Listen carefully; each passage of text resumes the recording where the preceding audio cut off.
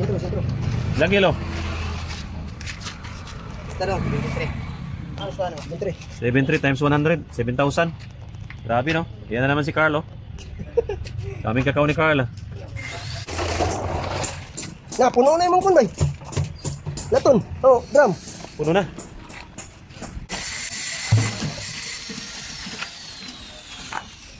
Tira na.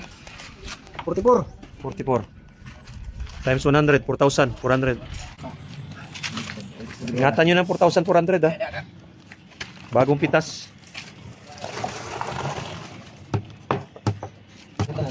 44, another 4,000. 7 plus 8, 15,000.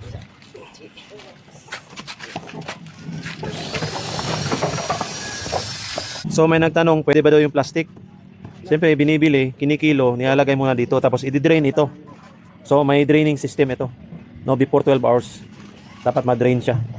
Ngayon pa lang napitas ito, ngayon pa lang na-break, kaya nilalagay muna dito kasi may titimbang. Tapos dinidrain for fermentation.